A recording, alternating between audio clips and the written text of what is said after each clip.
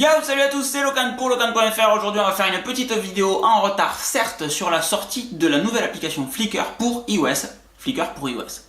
Push the tempo, push the tempo, push the tempo, push the tempo, push the tempo, push the tempo, push the tempo, push the tempo.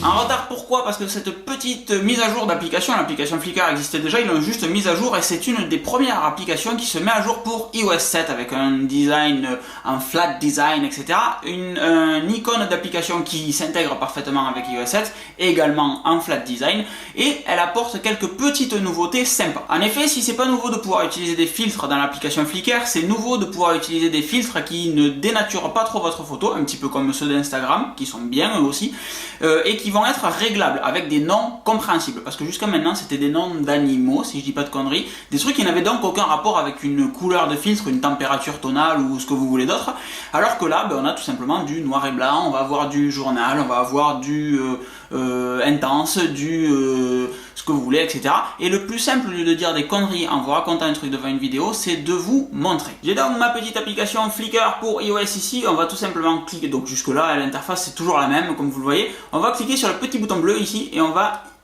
faire une petite photo. Alors ça s'est un petit peu amélioré quand même, la qualité de l'application est un petit peu plus sympa, elle réagit un petit peu plus vite, du moins sur mon iPhone 5S, et quand vous allez faire une photo, par exemple ici, clac, alors on va faire la mise au point sur mon petit objectif, comme ça fera très laid, clac, on a les petits titres de mise au point, plaf, on shoot notre photo, et une fois que notre photo est shootée, elle est donc ici, hop, c'est là que ça va devenir sympa, mise au point s'il vous plaît, on a donc sur le bas ici la possibilité d'appliquer des filtres. Alors on a le filtre Brooklyn par défaut, je sais pas pourquoi il m'a affiché celui-ci, on va venir sur le filtre original, donc on a ma photo de base, et puis on peut appliquer donc différents petits filtres, effectivement Brooklyn fait pas trop dégueu, sur d'autres ben, c'est pas terrible, papier journal moi je l'aime bien, c'est un petit filtre un noir et blanc un petit peu léger, sans trop de contraintes, l'effet jean, l'effet dynamique pour rendre des couleurs un petit peu plus péchues, donc là ma photo est quand même relativement noir et blanc.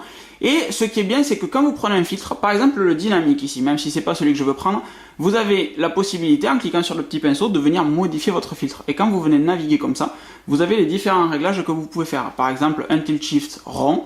Donc je viens cliquer sur ma photo, clac, et je vais choisir l'application de mon tilt shift. Donc là j'ai mon objectif qui va être net, et tout ce qui est derrière est flou. Ça ne ressemble à rien, et effectivement il va falloir revenir ici pour dégager le tilt shift et mettre rien du tout simplement, et ainsi avoir la photo originelle. Ça c'est quand même assez sympa de pouvoir gérer comme ça ces filtres, de pouvoir les modifier un petit peu si jamais il y a besoin.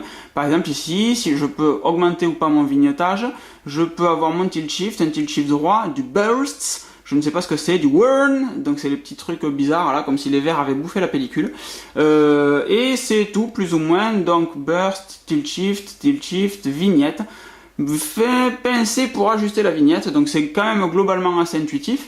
Donc on va refermer comme ceci, et là ma photo je la trouve pas trop dégueu. Donc je poste ma petite photo sur Flickr, tournage en cours de l'application du test de l'application Flickr. Hop, et on balance ça sur la toile, tout simplement, plouf, comme ça, et c'est super simple de pouvoir balancer directement des photos que vous aviez déjà, ou de pouvoir tout simplement modifier des petites photos avec un petit ajustement comme ça sur les différents trucs qui constituent votre filtre à la manière d'Instagram. Et c'est la première fois, à la manière d'Instagram encore une fois, que on va avoir des vrais filtres sur Flickr, qui vont pas totalement dégueulasser votre photo, qui vont rendre des photos propre, avec juste des petites modifications d'effets, des trucs légers, pas qui vont foutre de la pixelisation dans tous les sens, du bruit numérique dégueulasse. Et ça, c'est un très bon point. Donc évidemment, il n'est pas nouveau que je kiffe Flickr, vous pouvez me retrouver dessus, voir toutes mes photos, etc., tous mes petits délires, vous les voyez également sur le site Locan.fr.